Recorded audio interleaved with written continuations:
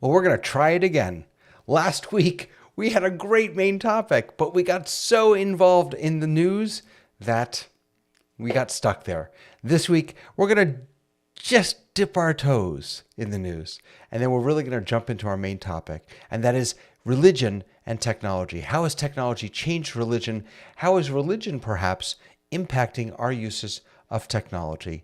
I have an amazing panel today. We'll see you in a few minutes. Actually, how about right now on the rundown?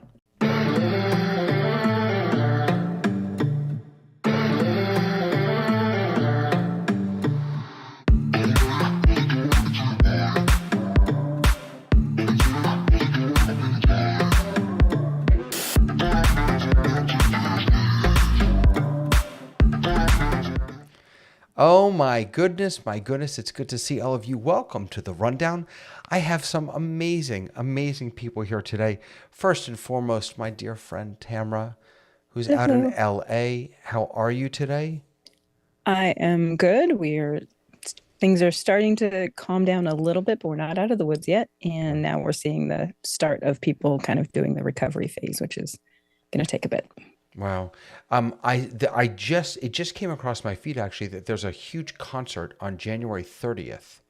Oh goodness, I'm not going to remember the name of it now, but Green Day is performing Yep. and Stevie Yep. Wonder, like all these cool, Earth, Wind and Fire or Kool and the Gang, like all these amazing musicians to raise funds for LA's rebuilding. So that's Yeah, we're starting to fantastic. see a lot of that. This is like the best of humanity when they come together and Yeah. really support people. And we see that all across the city. And you know what else I just saw? There was a report out of Israel that you may have heard of the Iron Dome, which is one of the tools that Israel created with a lot of help from certainly financial help from America to protect Israel. It essentially shoots rockets, incoming rockets out of the sky. It's kind of amazing.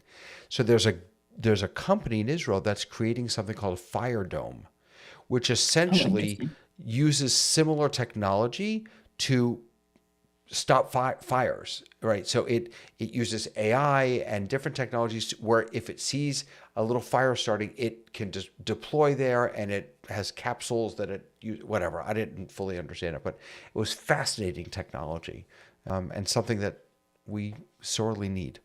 To Well, I think we'll just see it too in the change in how we yeah, build structures in areas that were not really meant to have structures in them. yeah, So I think we're absolutely. going to see a lot of technology come into play. Absolutely. And coming back for a second week. Hello, Sky. Good to see you. Now, Hey, Sky, you David. are coming in from the perfect spot today. Where are you? Well, I am inside the facility where people gather on Sunday morning. I am specifically in a library that some people of the people group said we need to gather books about certain topics and collect Wait, them I thought and you were in curate church. curate them.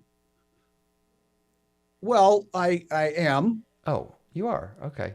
but Because, this church has a library. well, okay, well, that's fine. But the important part is you're at church, and we're talking about religion today. I've got a worship and arts meeting in 27 All minutes. right, we got to So I go. mean, We got to I'm out go. of here at 7. All right, you got it. We got to go. Look at this, my friends. Look who's here, Mr. Tony Mobley, the host of Conversation with Tony Mobley. Tony, it is so nice to see you here. How are you today, sir? I am great, Oh, David. I'm glad to be here. Excited about this conversation. now you are a man of faith. You do a tremendous amount of work with your church, I know. Yes, I do. I'm kind of excited about this conversation. We just finished our Bible study, and so I told him that I was going to leave a little bit early, but I didn't have to leave early, so I was able to come in actually a little bit early for this conversation. Good. So I have some things that I'm going to share when it's appropriate. Good. Beautiful. I'm glad to have you here. Glad to have you here. Dave, how are you, sir? I'm pretty good. We got a blizzard going on out here. It's been about Really? 10 years since we had a real blizzard. And Wow. today the 90-mile-an-hour winds, which didn't bring fire, but they brought moisture. Oh my So goodness. You're staying warm, I mhm. hope. Actually, our houses are built for this, so I'm quite cozy. Good. I'm so happy to see you, Dave. Thank you for joining us. Yeah, and I'm looking forward to this conversation too. I spent 2 weeks waiting for this. I so know let's get with we it. all did. We all did. So did my friend Leo Mindell from across the pond. Leo, how are you, sir? Very well, very well. Back in London after traveling. I was last week in Italy when I joined in. Beautiful. So Now, back in London now. quickly, Leo, my knowledge of your work in technology has only been in sort of the religious realm, but that's not all. I mean, that's not your main gig, right? It's the religious stuff. It is now. Oh, it is now. It is my main gig now. But I used to be in websites for world governing bodies in sport. So I used to do a lot of websites and everything for the Olympics and things like that before what I do now. Gotcha. So yeah. All right. Fantastic. Well, we have a really, really wonderful group of people here today. I'm very excited to have all of them here. Let's, we got one news story we want to talk about. Just one news story we want to talk about. And we'll get into it in a second. Let's talk news.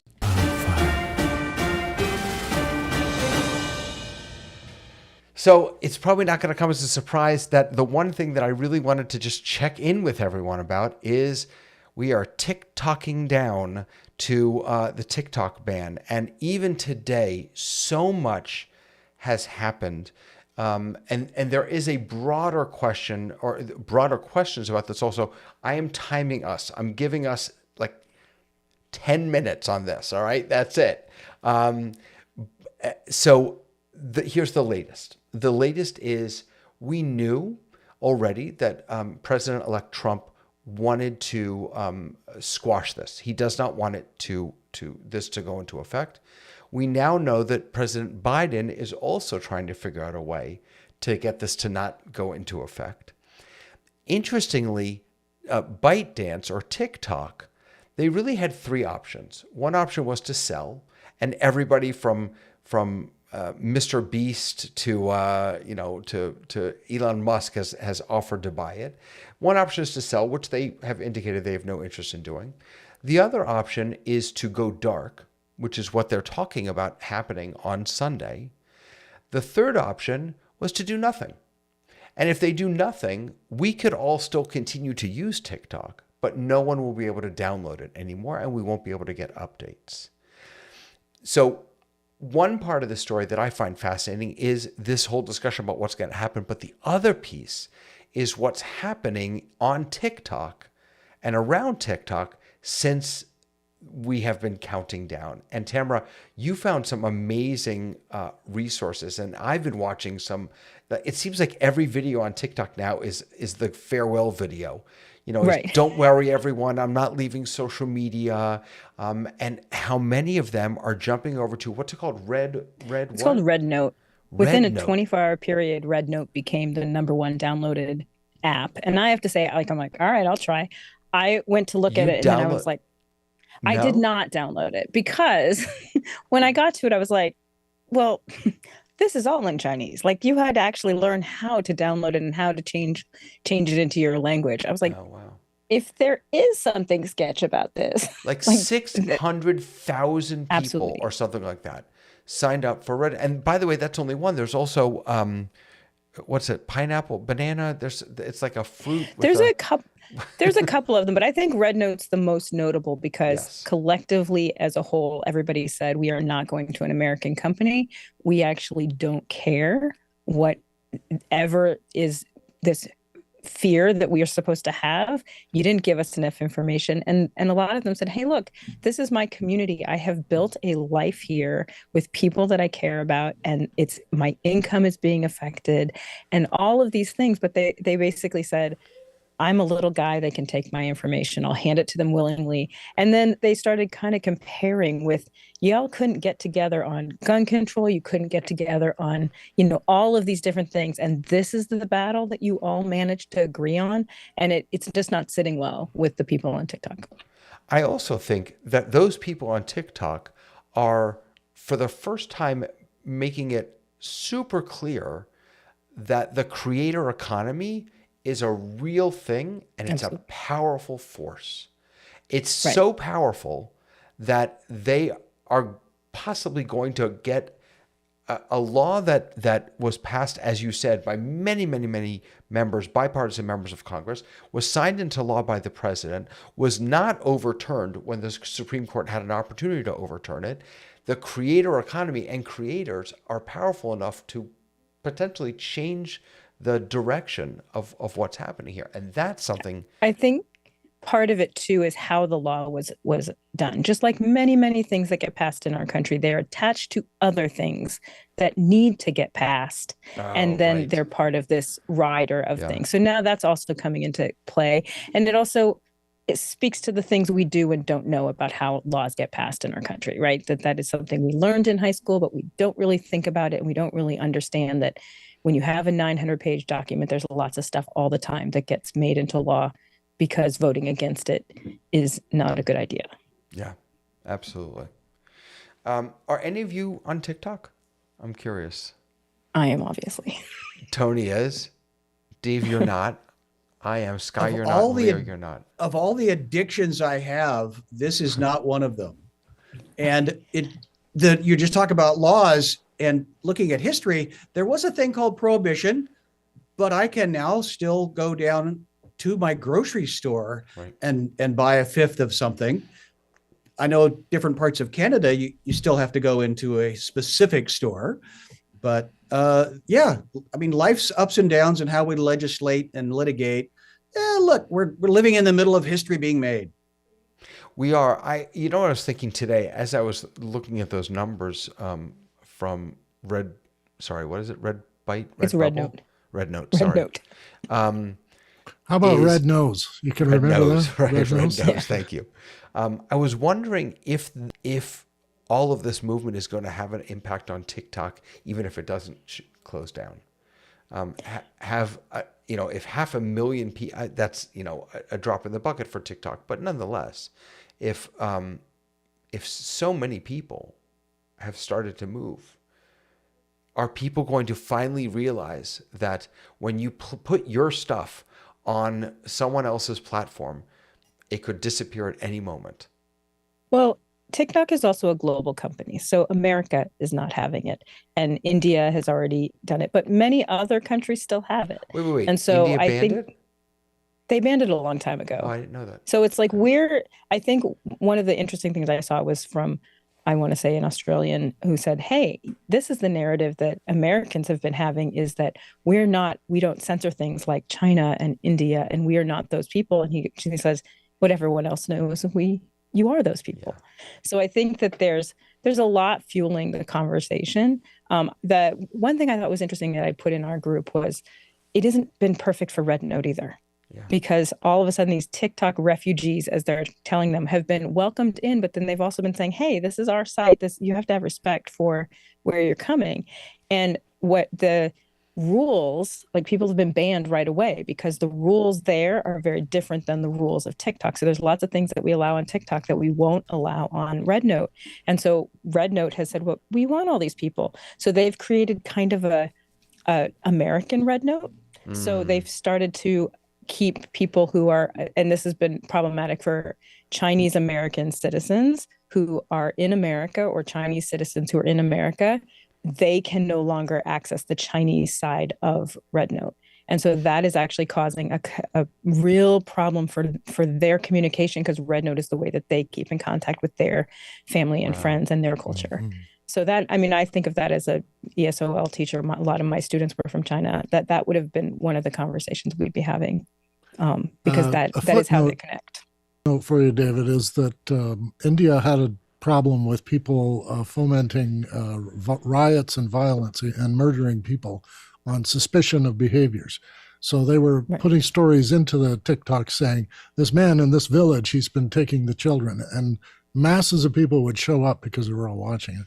And they took matters into their own hands. So it happened so frequently and so widely spread that they decided one or two or three of these platforms have to be knocked out. So yeah, here are some of these apps that we're dealing with, or the potentially. So there is Red Note, as you mentioned. There's Lemon 8. Now, Red Note is I believe, owned by the Chinese government explicitly. And in fact, I believe when you sign up for it, I could be wrong, I read this, you have to actually agree that you buy into communist ideals or whatever. Which you were doing in Chinese. Which you're doing in Chinese, so you don't know There is you're doing no it. English version of that. Right, right. So ignorance is bliss. There's Lemon 8, which is also owned by ByteDance, but not included in this, the what do you call it? Protecting Americans from Foreign Adversary Control Applications app that they're passing. They had, in the first week of January alone, they had 10 million Google Play Store users, Lemon app, and it was the number one app in the Apple App Store the first week of January.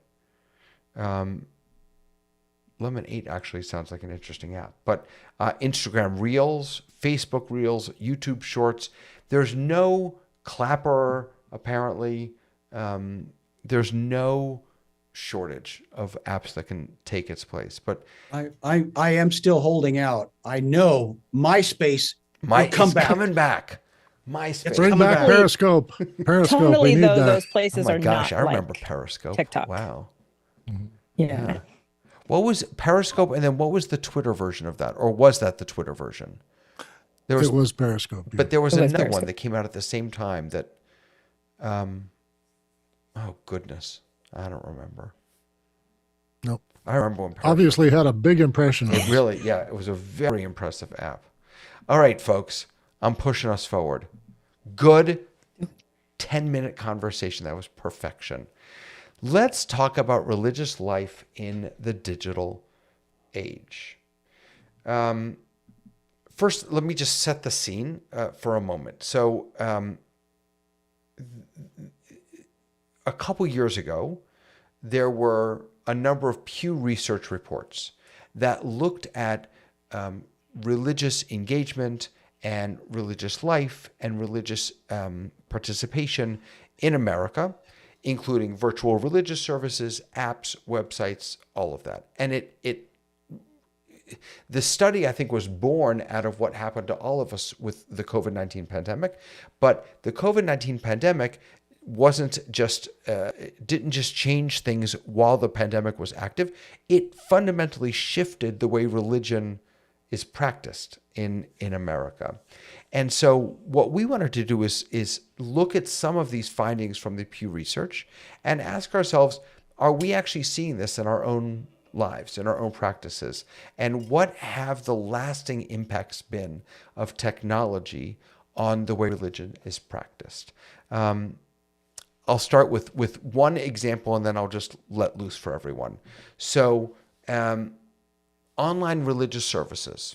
The Pew Research report said they are a complement, not a replacement. That a quarter of U.S. adults, about 27%, regularly watch online services, while a third regularly attend in person. 17 of U.S. adults do both. So still more people participating in person than are doing it online.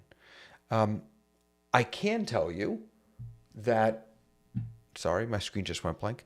I can tell you that there are synagogues, temples, that never streamed before COVID. And since COVID, they've exploded with people watching online. There's one, for example, Central Synagogue. They had 500,000 people watch in some way, shape, or form over the High Holy Days in 2023. That's a number you never hear about in temples and synagogues. So let's make the rounds.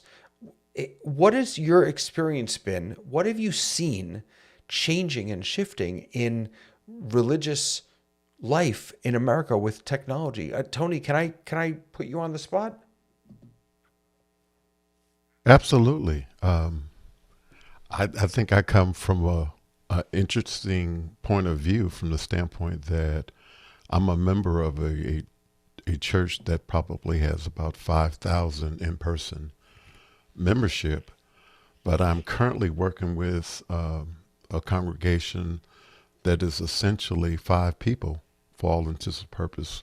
We have a fluctuation of maybe 10 to 15 on any given Sunday, but it is totally virtual.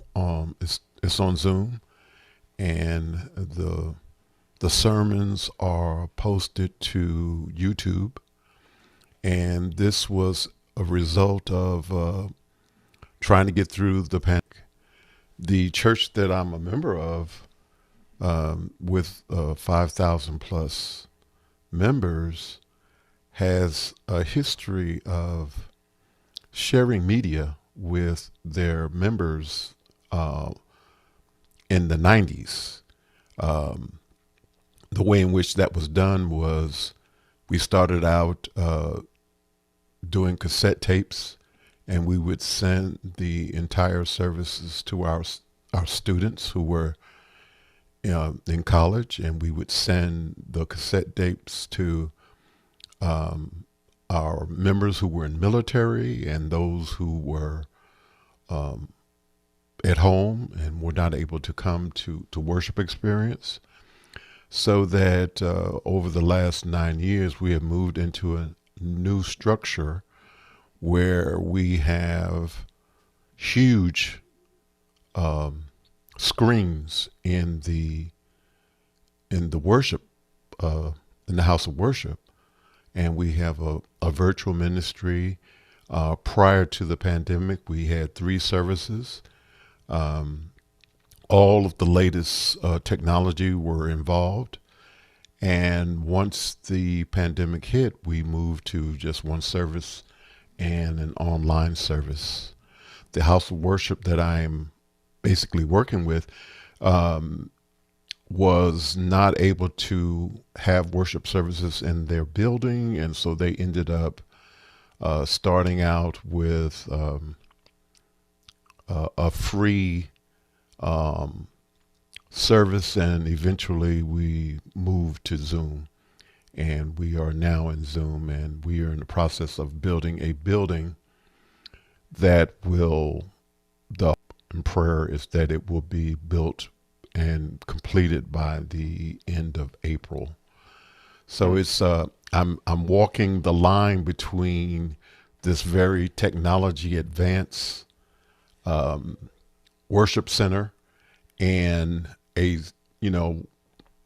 group of people who are trying to be relevant and share their good news as they see fit with YouTube and Zoom.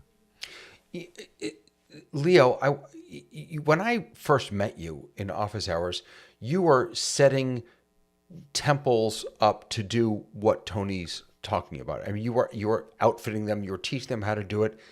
Are temples Jewish? Are they still looking for that? Are they still trying to figure out how to do this well? Is that still a thing?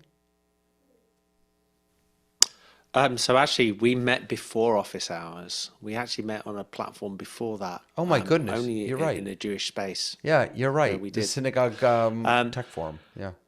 Yeah, Synagogue Tech. Yes, they are. I think we're now in the second or third generation of what they're doing.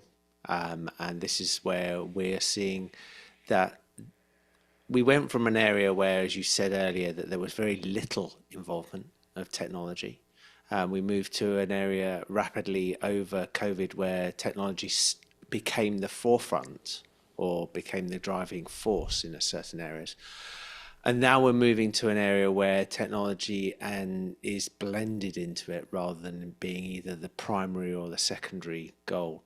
And we're seeing what's the differences in that is that you went from an environment where a rabbi would talk to the people that are in front of them. Great. They all had a lot of experience, and most of them could talk for a very long time to the people in front of them. Then they went to an experience of having to stand and talk to a camera, and a lot of them couldn't do that, and they struggle. And now you're getting to that point where they're talking to both and including both, and it is a different way of doing it. And you suddenly see that the way that they're dealing with it is morphing. The use, and Tony mentioned things about the screens appearing in there, that you're now seeing, and this doesn't go across the board because there is certain denominations of synagogues that will not use technology, so that prohibits what we're talking about. But they're able to use it to enhance, and maybe it depends on your view of what people are experiencing. And that's what I also saw a lot happening in certain Christian environments in the UK as well, that they were enhancing and expanding the same way. Maybe very, very similar to how when PowerPoint first came out, we went from no PowerPoint to this, I wouldn't say the most ideal environment where every single slide seemed to disappear and reappear in 15 different ways.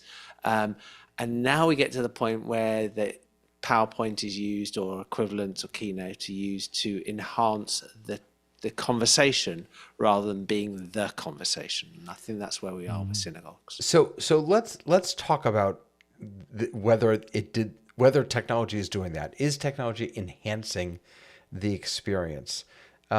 Because there's a big disconnect. One of the things the research found is that despite being able to participate in online services, people are feeling alone.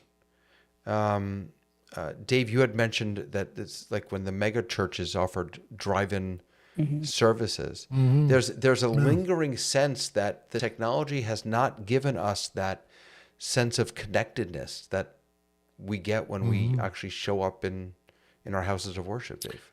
In my city, a Pentecost group, congregation, built a church especially for television. It was a big pyramid, too. It was great. They had 3 cameras. They had a switching system and a sealed audio room. They had microphones, and wireless stuff was not quite the thing, so they had to have guys with mics that would hand them to people. And the music was played there and mixed together really well. And they put the show, their service, on Sunday morning television locally. And it was carried by the local TV station. So anybody who was hospitalized or otherwise could tune this thing in and be part of the celebration. It was a very successful group, and they had like a 5,500 person congregation. But I never ever heard what the ratings were, or whether tens of thousands of people who weren't in the church were watching. I know that they had It's funny no to think ads. about ratings for a church It was service. part of the thing. Yeah.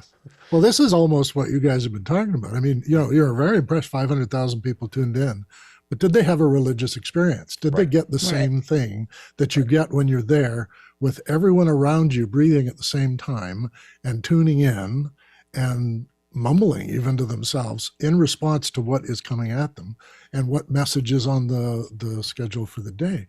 And singing together is a truly religious experience, and it's part of almost every, I don't know if the Quakers sing much, but a lot of celebrations that I've been to, and even the Hindis will sing. I've been to every church in Edmonton, sometimes with a camera. So I've been able to sit through a Sikh service and a Syrian service and all the other stuff that they do. The men sit on this side and the women on that side. It's the old way of doing things. And they don't care about the video, and they don't record it. They want you to be in the spot, sitting on the floor, cross-legged, getting the message. So. Right. And so I think that there is a difference. I don't think anyone would deny there is a difference between the experience of being. But am I talking about this with my friends the next day, right? Am I gathering together with other people and then telling someone else what a great time I had last Sunday? I don't think that's happening. But I think it's a lot of what we talk about in all hybrid events, right? When we came into COVID, those people who didn't have church services and they threw a camera up, it was putting a camera in front of a static pastor, and now it's kind of evolved to, I can speak for my brother's church is really small, and it allows him to include people who would not normally be included. And so in that sense, it's really good. Is it fostering a relationship?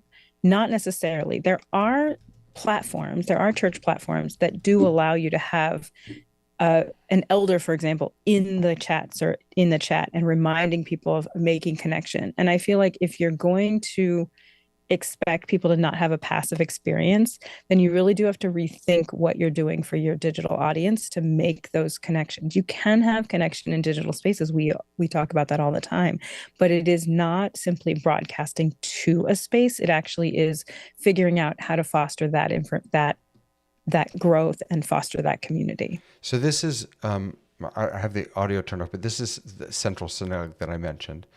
And now Central Synagogue, just so you know, is a huge synagogue with presumably millions upon millions of dollars to hire a whole It's team. like the Mormon church. Yeah, it's very big. I mean, and so they have these swooping shots and the big introductions and stuff. This is just the intro. And then they've got the cameras that they can zoom in and they can zoom out and all that other good stuff. All the different views. They have a whole band. They put on one heck of a show. It is one heck of a show. Now,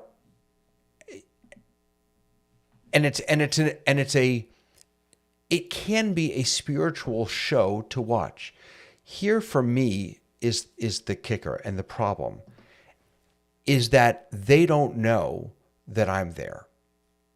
That as a Right. watcher, as a participant, I want someone to know that I'm there. I want it to matter that I showed up. And maybe I feel that way because I've always been in religious services that are relatively small. I mean, the largest service that I've ever led had a couple thousand people in it, which is, relatively small, certainly for the big churches. And I knew the people who were there, and not every single person, but I knew the families that were there, and they knew that I knew that they were there, and that's why they were there. Like there was a connection that we made. With Central Synagogue, it's on YouTube. No, they have no idea if I'm actually Right. watching.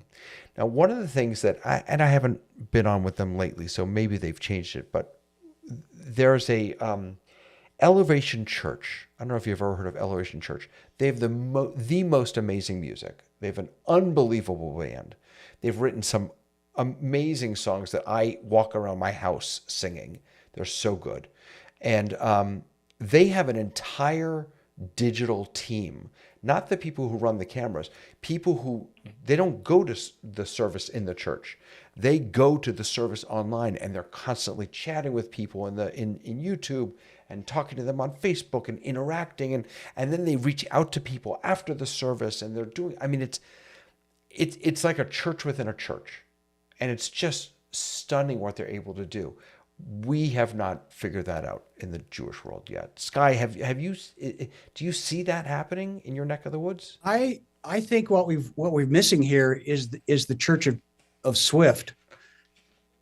Taylor Swift, of course, gathered how many millions of people collectively, made them feel good about themselves after spending hundreds, if not thousands of dollars to collectively be in a communal experience in a football stadium.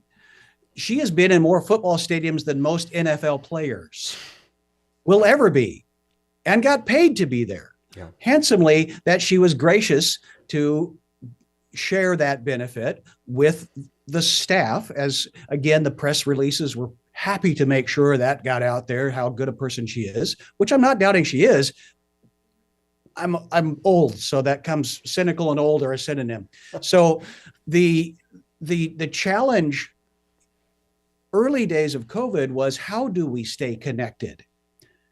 And I'm sorry, my blood runs in the Christian vein is simply because my dad was a Methodist preacher in Kansas, and the other option between raising wheat and being a Catholic was being a Methodist in Kansas. We forgive you. Yeah. And I know, being from Edmonton, I could see why you would harbor that fear, but the tornadoes coming after you. No, the connection that can happen in community through technology is what I had experienced when the blog came out, when the vlog came out, when the bulletin boards came out, because I had a people group that I had invested in a piece of hardware that the technology was failing me. And all of a sudden I could text somebody and I could see an answer show up in Australia.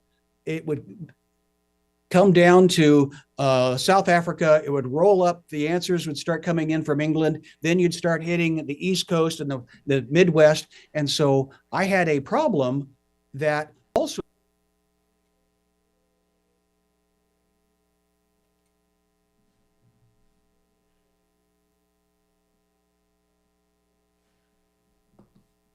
And were there to help me. So to your point of not being seen, I love this is that I'm on here with Tony, because at the beginning of COVID, he also felt the calling to reach out to humanity with whatever means possible. And so the horse and the cart were in the right order, because he wasn't saying we all have to go to a channel.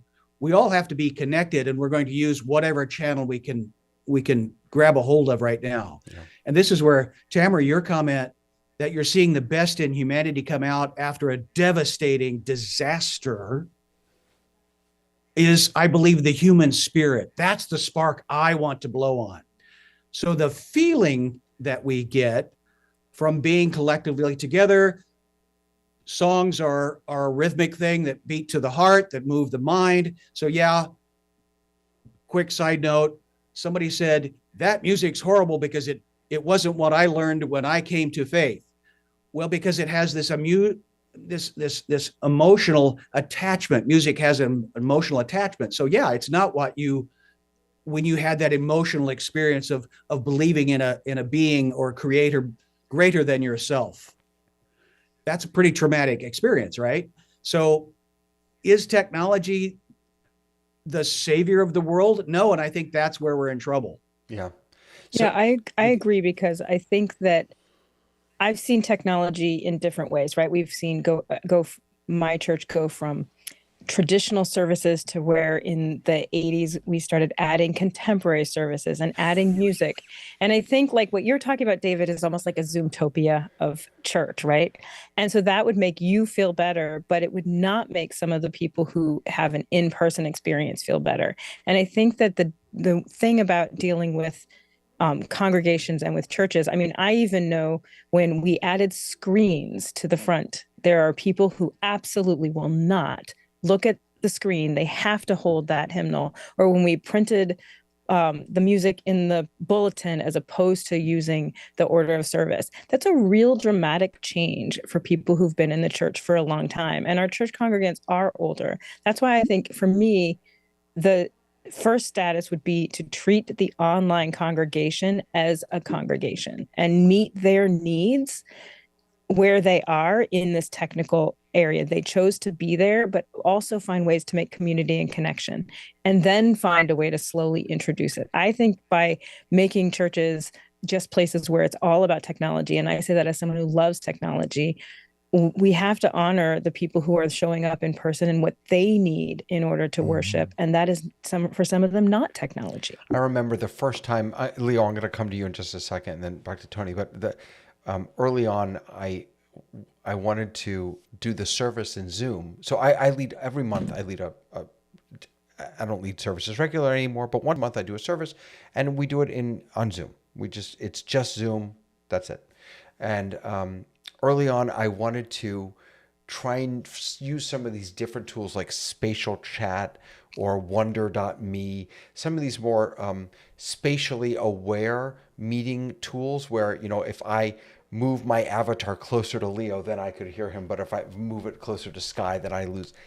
And so what we did is we had our service in Zoom, and then I popped the link in Zoom to this spatial chat thing that I had created, which looked like a social hall in a synagogue, and we were all gonna do what we call after services kiddush. We're gonna have kiddush, right, where we have a little meal and whatever. And I ended the Zoom, and I went in there, and I sat there for a half an hour all by myself. No one came, because the app that the website I was using wasn't mobile friendly. And I hadn't bothered to think about the fact that the people that I'm serving, they're all watching this on an iPad. None of them sitting in front of a computer with lights and a microphone. They have their phone or their iPad open. And so none of them could even, so being aware of where our congregants are and how we can best serve them is yeah, you just brought that back for me. I want to go. It also takes direct instruction. Absolutely. It takes direct Absolutely. Yeah. instruction. It's not something that everybody can come and play. And so there's a gravitating people towards that technology where then community and connection can happen. I want to go back to Taylor Swift, though.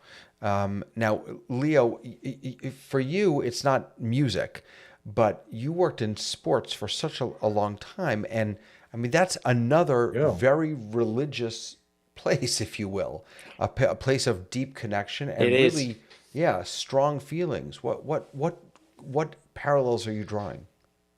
So in the last year, I've been to the Olympics. I've been to the FA Cup final, which is the big UK sports event. I've been to I was at Miami Dolphins, in fact, in just over a year ago. And attending in person is an experience, a very, very different experience to the attending an event in a digital environment, and by that I include television these days. Is it wrong? No.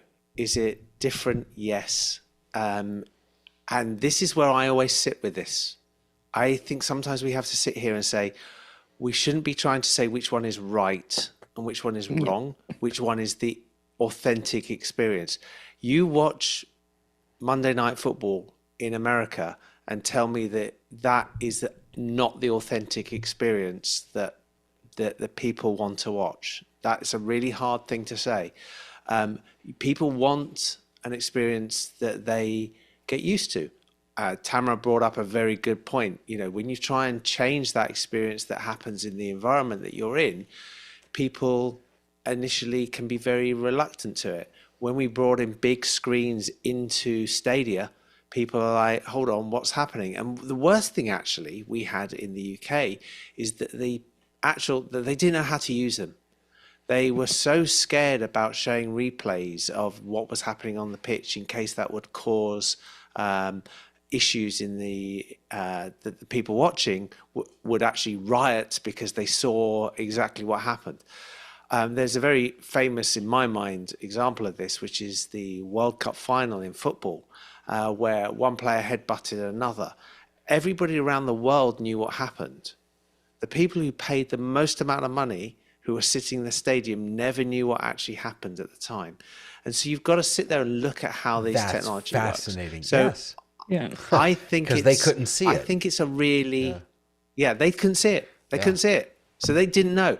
In reverse, and this is something that for my environment, one of the things that people love most when we do an installation at a synagogue is we will provide, in a lot of cases, what we would call a Torah cam.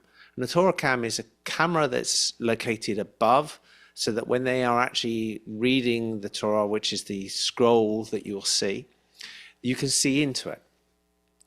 Now, up until that point, literally, with the exception of who was reading and the rabbi, nobody else knew what was actually being seen to be read. They were just assuming that somebody was reading from there. And that changed. In a lot of synagogues, they have now they now change it so that the cameras are then shown on the screen in the actual room. So you then went exactly as I just said. The people at home had a better view than the people in the room, and now now you're getting to the point where those views are being joined together, if that makes sense.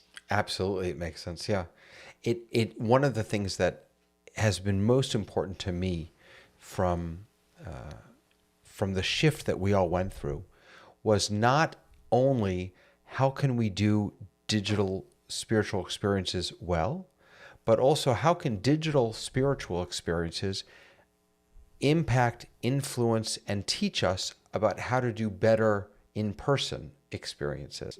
And like you just said, you know, if someone who's never seen the inside of a Torah scroll, to be able to put that up on a screen so they can actually follow along as the person is reading, that's incredibly powerful to me.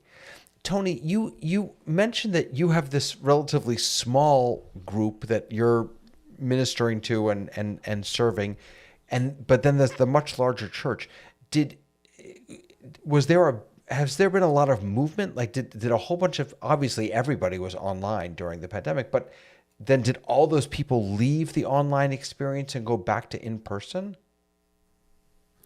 So what I would say is that the larger congregation has moved from 3 services a day to on Sunday to 1 service and an online service that is simultaneous.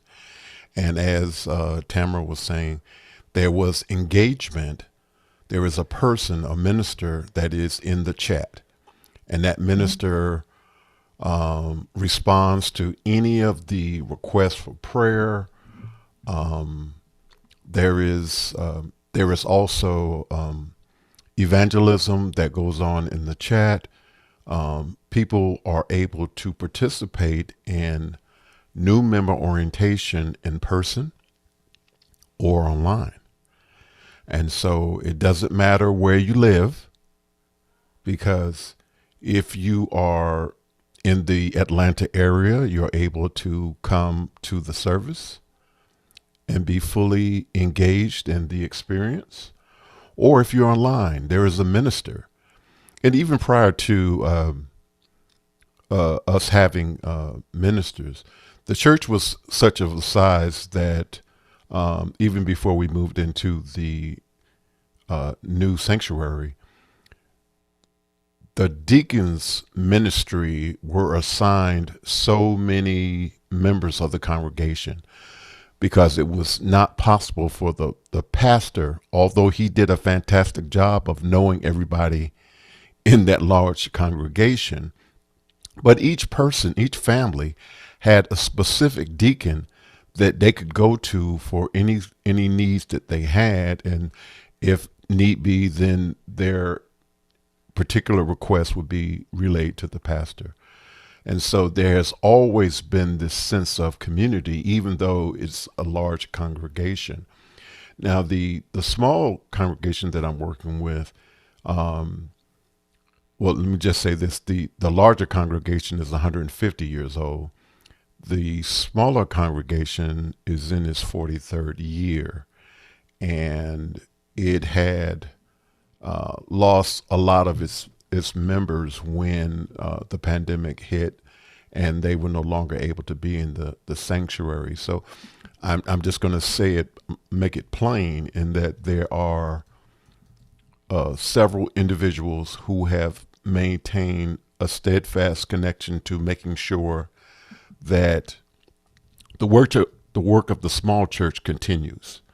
And so, as I said, they are in the process of building a new building, and we expect that some of those who have gone, for lack of a better word, by the wayside will return once there is a new building to come to. Now, the smaller church does intend to have hybrid worship services. And so I am trying to support them to put in place the infrastructure that is needed to do the hybrid worship services well. And so I can only make suggestions. But what I want to say is that when you mentioned Periscope, or when Periscope was mentioned, I was thinking about what came before Periscope, and that was Meerkat and Blab. Meerkat is what I was thinking of. Yeah.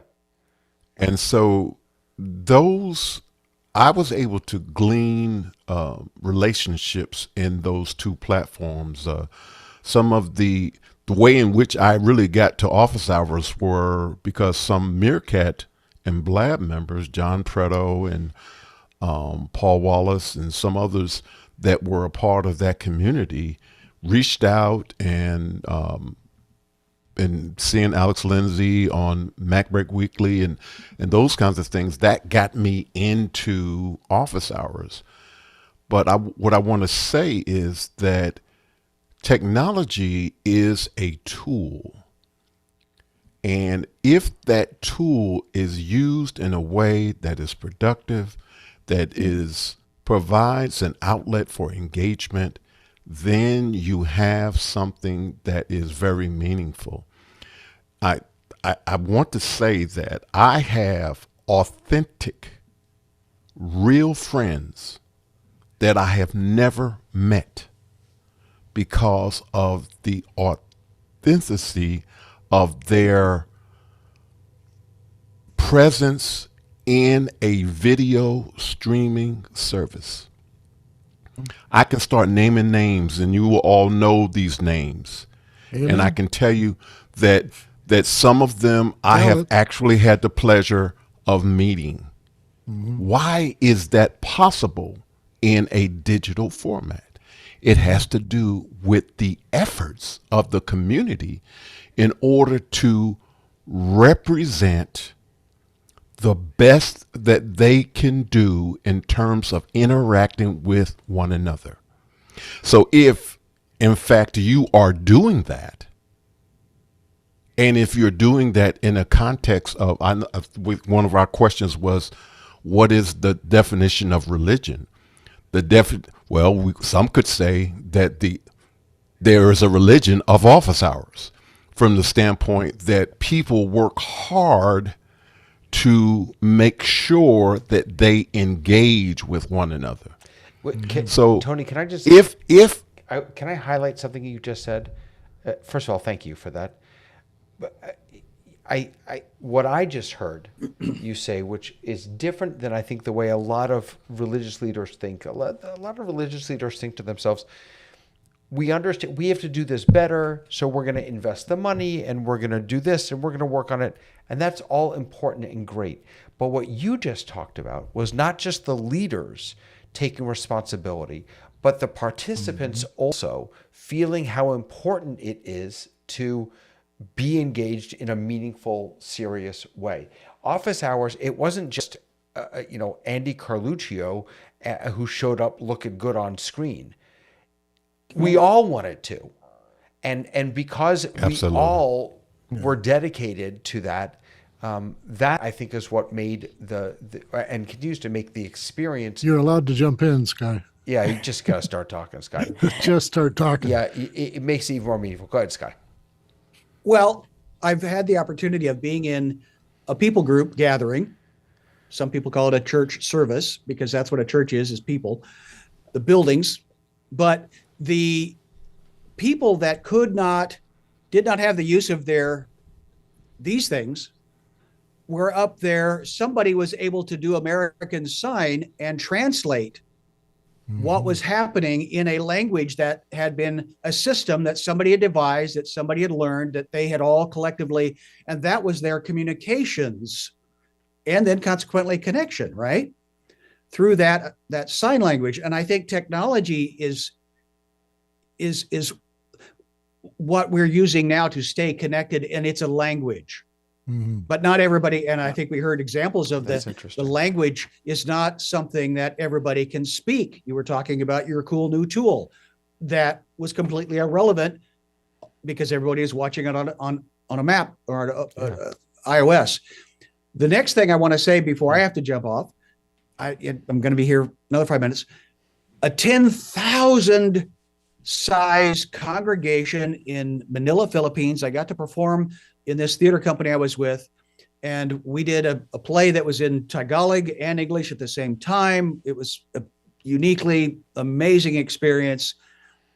Probably 8,000, there were 5,000 people in the facility of a 10,000.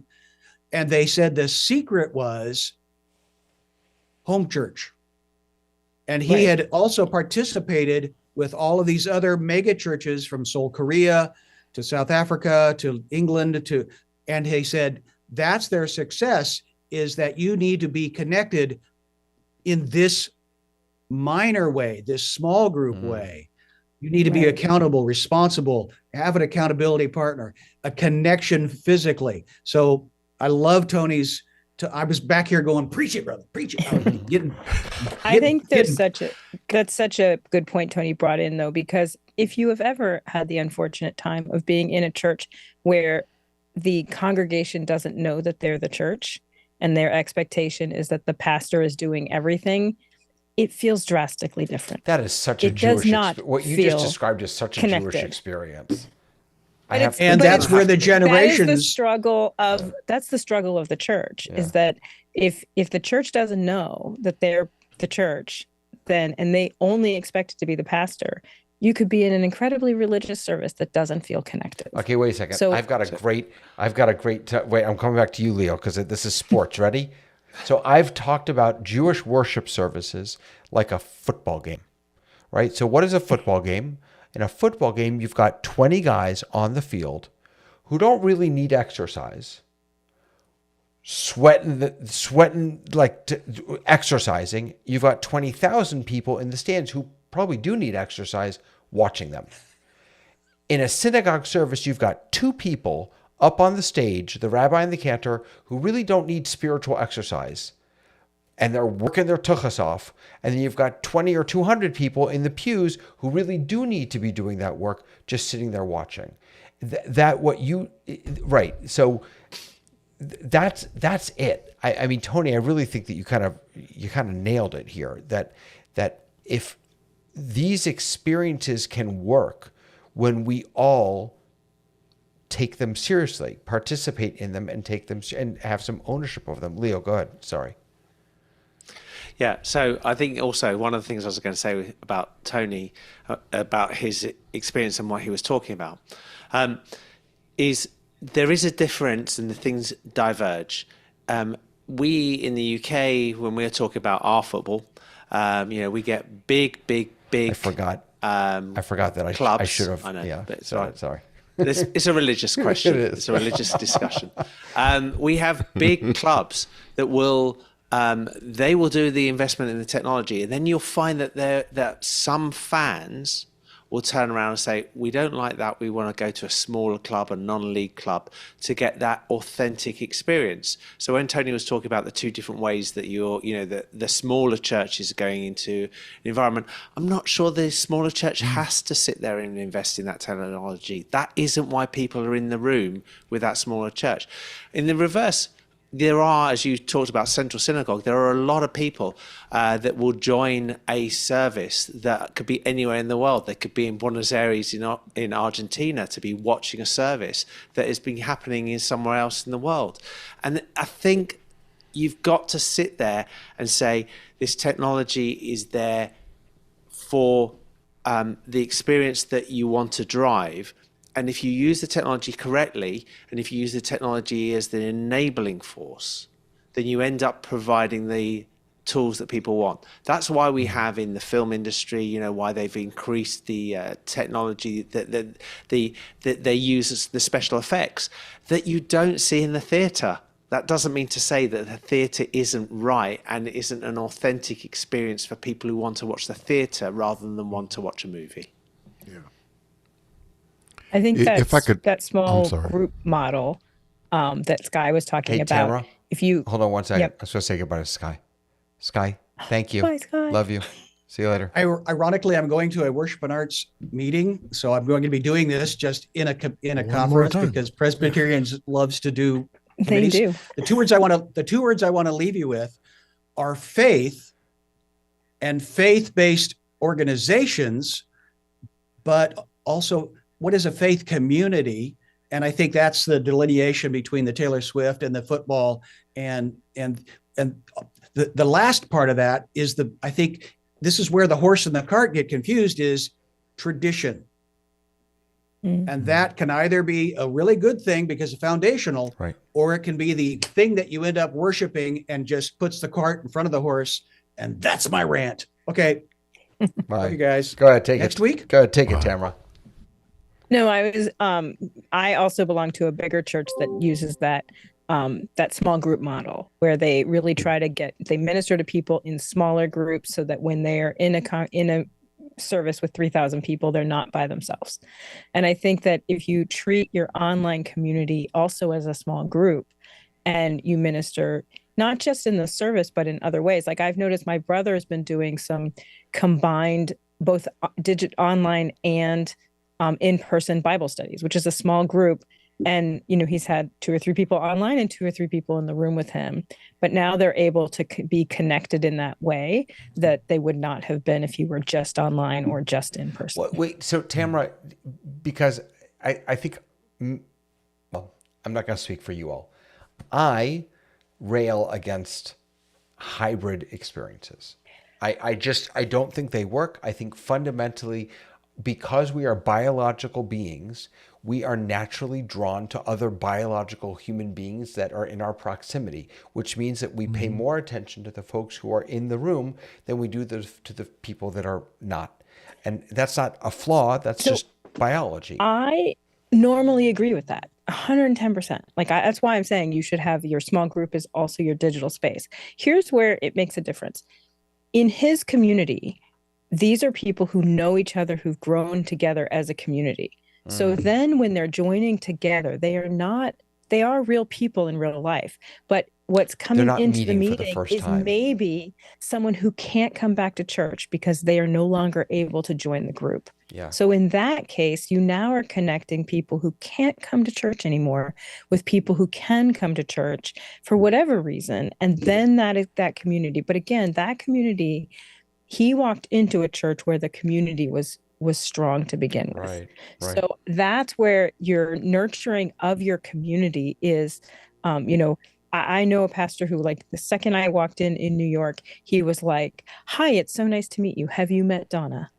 And immediately, and I watch his digital service every week because now he's in Houston and I'm in Los Angeles. But I think that, again, it is about connecting and it is about making community. So how you bring people in your digital space. Now, they have the least amount of technology. This is not office hours. This is we're going to sit in front of us, 4 in front of the computer, and we've got one mic that everybody can hear from. And it's acceptable to that community because they so want to worship with the people on that screen, and they'd rather do that than not. Yeah. That's beautiful. Tony, you wanted to jump in before. Yeah, I was really wrestling with a lot of different things. So I'm a person who, for all intents and purposes, missed almost the entire year last year, being in the hospital rehab, and then in a hospital bed in my home. And so my experience, even with both congregations, was that I was able to engage with both of them, even though I was in the situation that I was in. And for me, the understanding of what the church is might be a little bit different than most people, from the standpoint that I understand very clearly that the church, for me, is the people. The building is a place in which they gather, but the church is the people, whether it's a large congregation or a small congregation. And when you understand that the people are the church, then you should operate in a different way.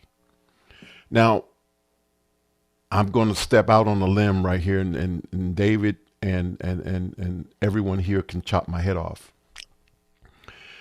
I think that a healthy church is a church that has 3 different segments of people as a part of it. You have your elders, you have your parents that with children, and you have the children or the youth. If you don't have those 3 groups, you don't have a healthy church. The reason I bring this up is because for most of the Protestant people that I interact with, the membership is off. People are not coming to church. And there's a reason why they're not coming to church. I don't know all of the reasons, But one of the reasons is that for them, it does not speak to them. So I understand very clearly that I am of age that most of my peers are in a very traditional kind of worship experience, and they want it a particular kind of way, and they don't want all of this celebration and loud music and all of that. Okay? But I understand very clearly that if you don't have something that pulls in that middle group and pulls in that youth, you have a dying church. And by the way, You have a Tony, dying church. And by the way, I would another thing that we're not going to have time to get into, but another piece that the Pew studies talk about is the role of social media in religion, because that's where those young people are, right? And that's how they engage Absolutely. with even big The things like outside world, religion. yeah. And so churches, synagogues, mosques that can do that well, that's also a part of building that church. Leo, go ahead. Sure. Can I just say one listening- quick thing? I don't know. We don't Let have me just much say time. one quick thing. So, David, when you said social media, this is a problem. And the problem is that people of my generation and most of the churches are on Facebook. The young people are not there. They're on TikTok. Right. Okay. So Right. I'm going to cover, first of all, listening to Tony is always amazing. Right. The point I'm going to say, though, there's 2 or 3 reasons for what you're actually saying there, Tony. First of all, there's a migration. People move. And this is one of the biggest problems we have with synagogues. And I know they have a similar problem in churches. The elders are based where the church is. Their kids can't afford to live there. They've moved to somewhere else, and the new generation are moving on and on. So the church has to up, stick, and move. And then digitally, this is something that's happening as well. So I would also say that you don't necessarily want the church to have the same environment on Facebook that you want it to have on TikTok. It's a different end. First of all, Facebook users, we have an attention span of lasts at least a minute and a half. TikTok users, maybe 5 seconds. They're just a different generation and a different way of dealing with it. And one of the things that, coming back to the sports side, is that sports clubs were putting in and have put in social media managers. When they have done that, and that person isn't of the generation that matches the environment and the people who are using that technology, there is a disconnect. And then they're suddenly sitting there going, why aren't we, but I'm doing this and I'm doing that. And I think we've got to be very careful for a church or for any religious environment to move forward. It has to move forward using the technology in a way that it embraces that technology, but not imply or put on its values of how it uses an older technology onto the new technology. And that's something that it has to do to make it so that it's relevant to the people that use it. I think it speaks to having goals for what you want I'm coming to you what next, you're Dave. Hold on. intending. Tamara's right? up, and then you, Dave. It's exactly what you're saying, is that it's setting goals for what you want to achieve. And I think that's where, when we came on in Zoom, we jumped into Zoom, and the sheer purpose was like, let's connect any way that we can. And we are 5 years out, and we need to be connecting in ways that are 5 years out, that have intention, and that use technology in the way to meet the needs of whatever field you're in. Yeah. Dave, go ahead. your turn. I've been quiet longer than I usually am in my Yeah, own I'm home. very proud of you. I'm going to leave you with Taylor Swift. I thought it was appropriate that Sky brought that up. She does run a big community, and they are devoted to each other, not just to her. They support each other in all levels, and she works very hard to make sure that they know she's paying attention to them. Like you said, David, she wants to let them know she sees them. Through the pandemic, I came across Epiphany by Taylor Swift, and it's been my theme song ever since. And it is essentially my religious experience whenever I want to plug into that. I can play that once a week, and I've gone to church. So there you go. Wait a second. Epiphany by Taylor Swift? I didn't know. Now I have to look it up. I'm not much. Look at that. She has a song called Epiphany. Keep your helmet, keep your life, son. Just a flesh wound. Here's your rifle. Wow. With you I serve, with you I fall down, down. Watching you breathe in, watching you breathe out, out. Interesting. Yeah, she wrote that. I it's just the dare you to modern-day listen to Leonard it. Cohen. That's all you've got to listen to. I am going to listen to it. Oh, Leonard Cohen. I'm not going to that play it here brings me because to tears too. they'll take Yeah. us right down. But That's right. yeah. No, just each of you. I just challenge you to listen to it on Spotify if you have it, or Yeah. download it and listen, you're because it's you're quite an preaching to the experience. choir here. I mean, music is I am preaching, yeah. absolutely lots of different music is absolutely a core component of religious experience. I mean, if you've I don't know if you guys know much about Mormons, but they claim that any music is from God. yeah. Like, doesn't matter what rap, every kind of music there is, jazz, doesn't matter. Even if it's like off kilter electronic noise, they think it's channeled, and that's why they can dance to it, and their kids are allowed. If you want to keep the church alive, throw a lot of dances. I agree. Got to have more fun in synagogue and church. I'm so grateful to all of you for staying up late with me and talking this through. Leo, especially for someone who's, what is it, 4 in the morning now? 3 in the morning? 3:13 in the morning. You really need to After go to bed. flying Just thinking- in 8 o'clock, I landed. Oh, you Take the day landed off, at 8. Leo. Ay, ay, ay. Oh my gosh. Thank you, Leo, for being here and being a part of this. Tony, what a gift to have you on today.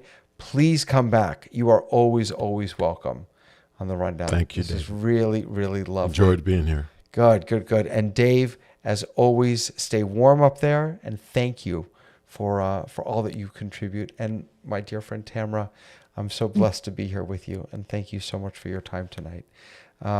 Folks, another wonderful rundown. I'm so grateful for all of you for being a part of it. We will look forward to seeing you next week for another rundown. Have a good week, everyone.